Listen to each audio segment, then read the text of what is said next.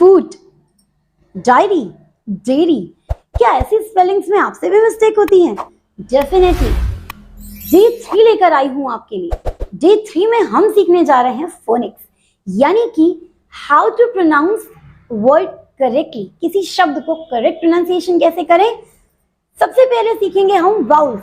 Hello students, my name is Nidhi Shrivastava. You are watching me on Neha classes. Keep watching, keep learning. Students, यहाँ पर लेकर आई हूँ day 3 lecture में। सबसे पहले फर्स्ट ऑफ ऑल आप सभी का तहे दिल से वेलकम इस डे 3 लेक्चर में स्पोकन इंग्लिश क्लास 3 यानी कि डे 3। यहाँ पर हम सीखने वाले हैं फोनिक्स, क्योंकि हम कितनी भी अच्छी इंग्लिश सीख जाएं, पढ़ लें, लिख लें, अगर हमें उसे करेक्ट प्रोनाउंसिएशन करना नहीं आएगा तो सारा कुछ धरा का धरा रह जाएगा। अगर मैं आपको बोलूं जल शीतल है, सुनने में अच्छा लगा, लेकिन अगर मैं आपको बोलूं कि जल शीतल है, ये होती है प्रोनाउंसिएशन की ताकत। जिस तरह हिंदी में सही प्रोनाउंसिएशन की जरूरत होती है, similarly English language also needs correct pronunciation. तो देरी किस बात की है, मेरे साथ शुरू करते हैं आज का लेक्चर डे 3, जहां पर मैं आपको सिखाने वाली हूँ फोनिक्स। फोनिक्स यानी कि इंग्लिश अल्फाबेट्स को कैसे करेक्टली हम करते हैं प्रोनाउंस। हमारे इंग्लिश में होते हैं टोटल 26 अल्फाबेट्स, ये मैं और आप सब जानते हैं, जिसमें से 5 होते हैं वाउल साउंड्स। वावल नहीं, वाउल साउंड्स। Yes, vowel. यहाँ पर हम सीखने वाले हैं इन 5 वाउल साउंड से अलग अलग फोनिक्स, यानी कि ये 5 वाउल 24 तरह के अलग अलग से साउंड्स कैसे प्रोड्यूस करते हैं, कैसे हमारी इंग्लिश को कर देते हैं टफ। टफ नहीं, एक्चुअली जैसे हिंदी एक लैंग्वेज है, वैसे ही इंग्लिश अपनी एक अलग लैंग्वेज है, और क्योंकि हम उसके यूज्ड टू नहीं है तो उसकी प्रोनाउंसिएशन हमें लगती है टफ। That's it. तो देरी किस बात की है, चलिए शुरू करते हैं क्लास। तो जैसा कि मैंने अभी आपसे कहा कि we are going to study phonics, sounds.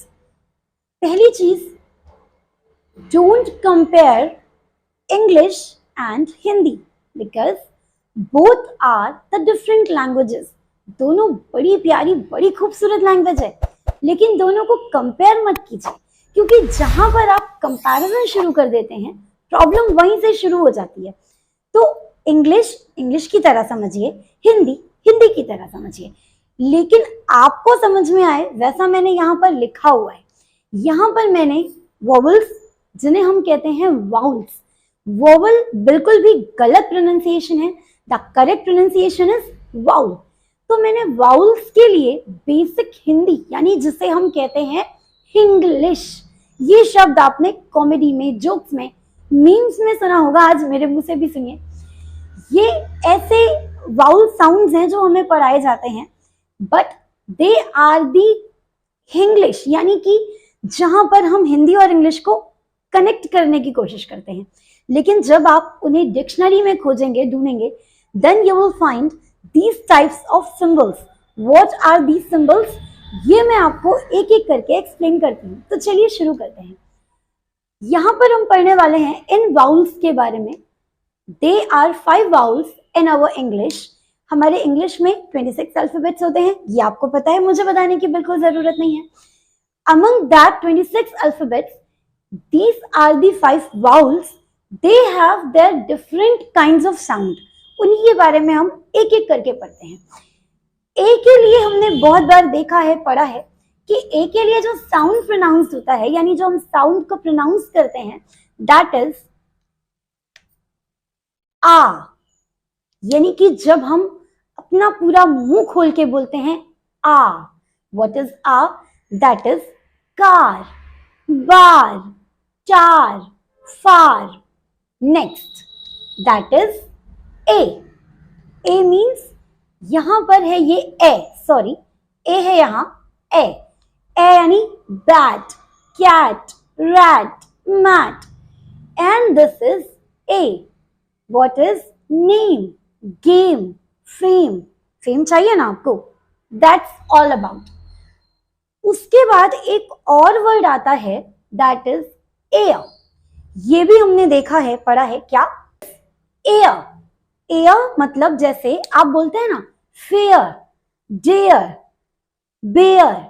तो ऐसे वर्ड्स हम सुनते तो हैं, बट हम ये जान नहीं पाते कि कब मुझे आ यूज करना है, कब मुझे ए बोलना है, कब मुझे ए बोलना है, कब मुझे ए बोलना है, उन्हीं के लिए और। दिस इज नॉट औ नहीं। हिंदी में जिसे हम पढ़ते हैं औ नहीं, औ। जो आप हिंदी स्वर में पढ़ते हैं, हिंदी वर्णमाला में, ओ औ वाला औ नहीं, दिस इज औ, ये वाला औ। तो ये औ क्या होता है? Call, troll, fall. These are the correct pronunciation. Let's go ahead. यहां पर देखिए, ये मैंने आपको बेसिक्स बताया, यहां पर मैंने इनके वर्ड्स नहीं लिखे, यहां पर हम क्योंकि इन्हें करेक्टली प्रोनाउंस करने वाले हैं। सबसे पहले आता है आ। इस ए के लिए यहां पर हमने कुछ बेसिक्स देखे, 1 2 3 4, इनके बारे में हम यहां पढ़ेंगे। सबसे पहले आएगा आ। इसे डिक्शनरी में कुछ इस तरह से लिखा रहता है, जैसे कुछ इनके लिए वर्ड्स देख लेते हैं। जैसे आप बोलते हैं क्या? Car, that is car. Let we see, that is car. And next, इसके बाद आपको कुछ याद आ रहा है, मुझे कुछ याद आ रहा है, that is FAR, far. What is this? Far. Next one, that is R. This is चार। तो आप देख सकते हैं कि जब यहां पर ये जो ए साउंड कर रहा है, ये ए साउंड कर रहा है आ के लिए, बट जब आप इसे बोलते हैं तो इस आ पर हम देते हैं जोर। अच्छा, इसी के जैसे सिमिलर स्पेलिंग्स हमने देखी है, cat, bat, what is that. देखिए यहां पर एक वर्ड मैंने लिखा है, इसी से कुछ मिलता जुलता, यानी कि ऐसा ही आधा ए और आधा ई, जिसे हम कहते हैं ए नहीं, ए नहीं, ए, यानी ए दैट इज कैट, बैट। जब आप इनको डिक्शनरी में ढूंढेंगे तो यहां पर ऐसा ही कुछ प्रोनाउंसिएशन वहां पर लिखा रहेगा। एंड पहले मैं लिख देती हूं, बैट, मैट। इस ए पर और कुछ, डैड। तो यहां पर देखिए, यहां पर ये जो ए लेटर है, ये क्या साउंड दे रहा है? फिर से कंपेयर करिए, this is car, this is bat. ये साउंड आपको भी बोलना जरूर आना चाहिए। इसीलिए जब हम पढ़ते हैं तो हम बोलते हैं कि ए कभी कभी आ का साउंड देता है, कभी कभी ए का साउंड देता है।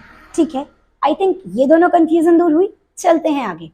नेक्स्ट है हमारे पास ये कुछ आधा अधूरा सा, ये कुछ आधा अधूरा सा नहीं है, इसे कहते हैं ओ। ये है आधा ओ, और जब भी किसी अल्फाबेट के आगे ये डबल डॉट लगा होता है, इसका मतलब है कि उस वर्ड पर आपको जोर देना है, बल देकर बोलना है। इसीलिए हम इसके लिए कहते हैं औ। यहां पर औ का मतलब औ से है, औ से नहीं, औ ये वाला अभी बताया था, ये वाले औ से है। जैसे call, please call me, troll, fall, है ना। ये हमारी होती है क्या? Correct pronunciation. Have a look. इसके लिए आप कैसे बोलेंगे? लोग बोलते हैं कॉल, नहीं, कॉल नहीं, कॉल। ट्रॉल नहीं, ट्रॉल। फॉल नहीं, या फाल तो बिल्कुल भी नहीं, गलत है ये, गलत हमें नहीं पढ़ना है। ठीक है, that is fall. Troll, that is fall. And बच्चे खेलते हैं, आपने भी खेला होगा, बॉल। तो यहां पर ये जो ए साउंड है, ये हमें कैसा फील करा रहा है? कैसा फील करा रहा है? ओ, यानी कि ओ मिलाकर ओ वाला साउंड, ये भी ए ही देता है। तो आई गेस ये तीनों आपका कंफ्यूजन दूर हो गया होगा। चलिए चलते हैं आगे। मैंने देखिए यहाँ पर 2 साउंड्स और लिखे हैं, ये भी हमारे ए को ही रिप्रेजेंट करते हैं। जिस तरह से हिंदी में व्यंजन में हमने देखा है आधा व्यंजन होता है, आधा त य र, बहुत सारे व्यंजन होते हैं, उसी तरह इंग्लिश में भी कुछ साउंड्स ऐसे होते हैं जिन्हें पूरा प्रोनाउंस नहीं किया जाता, जिन्हें बोलते वक्त हम थोड़ा सा बल लगाते हैं, जैसे कि अ। अब ये ए को जब हम ए ना बोल करके अ थोड़ा सा बोलते हैं तो वहां पर हम बोलते हैं अ। एक शब्द है मेरे दिमाग में आ रहा है, दैट इज अबाउट। बहुत सारे बच्चे इसे प्रोनाउंस करते हैं about, that is totally wrong. The correct pronunciation is about. About, आ को जल्दी से बोलना है, अबाउट। यानी इस आ को आपने बहुत हल्का सा प्रोनाउंस किया है, इसलिए इसके लिए अ। इसी तरह का और कोई वर्ड, टेक अ पॉज, सोचिए सोचिए। अराउंड, यस, एक और वर्ड अराउंड। इसे हम बोलते हैं, बहुत सारे बच्चे इसे मिस प्रोनाउंस करते हैं, दैट इज अराउंड। वो टोटली गलत है। The correct pronunciation is around. Something is around me, around. यानी कि यहां पर ए को क्या प्रोनाउंस कर रहे हैं हम, थोड़ा बोल करके रुक जा रहे हैं।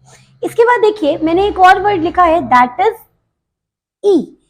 ई के लिए मैं और आप सब जानते हैं कि ई के लिए ए साउंड प्रोड्यूस होता है, दैट्स वाई मैंने ए को यहां लिख दिया था, क्योंकि ए को डिक्शनरी में आप देखेंगे तो ई ऐसा ही लिखा रहेगा, बट कुछ ऐसे अल्फाबेट्स हैं, कुछ यानी ए में हमारे पास ऐसा साउंड है जो ए को प्रोनाउंस करता है और हमें साउंड स्पेलिंग ए की ही मिलती है, जैसे कि shape, yes, shape, name, fame. यहां पर देखिए, यहां पर हम इस ई को प्रोनाउंस नहीं कर रहे, क्या एसएच से बनता है श, ए प, शेप, न ए म, नेम, फ ए म, दैट इज फेम। ये कॉन्सोनेंट साउंड्स मैं आपको नेक्स्ट लेक्चर में बताऊंगी। आज हम वाउल्स पढ़ रहे हैं तो अपना वाउल्स कंप्लीट करेंगे पहले। तो देखिए यहां पर ए आपको क्या दे रहा है, ए का ही साउंड दे रहा है, इसलिए मैंने यहां पर ऐसा लिखा। अच्छा, इसमें एक क्वेश्चन और अराइज होता है कि जब यहां पर ये ई है तो फिर हम इसे प्रोनाउंस क्यों नहीं कर रहे। स्टूडेंट्स, इसके लिए आप एक नोट लिख सकते हैं, यहां पर एक नोट लिख सकते हैं आप, एक रूल होता है ये, क्या कि when e comes at the end leading with vowel then there is no sound of e, यानी then there is no e sound. वहां पर अपना ई का कोई साउंड नहीं होता, क्योंकि ई खुद एक साउंडलेस वर्ड है, एक साउंडलेस वाउल होता है। तो शब्द के अंत में जब भी ये लगे और किसी वाउल से लीड कर रहा हो तो हम इस ई को साउंड नहीं देते, यानी यहां पर हम इस ई के लिए प्रोनाउंस नहीं करेंगे, हम सिर्फ शेप, नेम, फेम ऐसे ही प्रोनाउंस करेंगे, दैट्स। तो देखा आपने, यहां पर मैंने एक एक रूल आपको पूरी कोशिश की है समझाने की। स्टूडेंट्स, अगर आप ये प्लस इन फोनिक्स साउंड्स के साथ देखकर, समझकर और अभी फटाफट से डिक्शनरी खोलकर इनको मैच करके और भी अच्छे अच्छे वर्ड्स की प्रोनाउंसिएशन सीखने की कोशिश करेंगे तो डेफिनेटली आपको भी सारी प्रोनाउंसिएशन आने लगेगी, सारे कन्फ्यूजन्स दूर होने लगेंगे। आई गेस जैसे मैंने कोशिश की समझाने की, आपको समझ में आया होगा, यानी कि जो हमने बेसिक सीखी है वो प्लस आपको जो फोनिक्स, एक्चुअल फोनिक्स, इंग्लिश की अपनी फोनिक्स होती है, दोनों को मिला करके, समझ करके, अगर इन शब्दों के साथ छोटे छोटे, देखिए स्टार्टिंग में आप बहुत बड़े बड़े वर्ड्स नहीं पढ़ सकते, छोटे छोटे वर्ड से अपनी कंफ्यूजन्स को करिए दूर। उसके बाद इन फोनिक्स को समझने की कोशिश करके डिक्शनरी उठाइए, वहां से एक एक अल्फाबेट्स को धीरे धीरे करके जानिए और उसको अपनी नोटबुक पे लिखना मत भूलिए, क्योंकि मैं हमेशा एक ही बात कहती हूँ, When you will write more and more and more, then you will learn more and more and more. जितना ज्यादा आप लिखेंगे उतना ही ज्यादा आप सीखेंगे। सुनिए, अच्छा लिखिए और खूब अच्छा बोलिए। इंग्लिश बिल्कुल फ्लुएंट बोलिए, लेकिन करेक्ट प्रोनाउंसिएशन के साथ। तो डे 3 में मैं आपको सिखा रही हूँ करेक्ट प्रोनाउंसिएशन। इसी के साथ थैंक यू।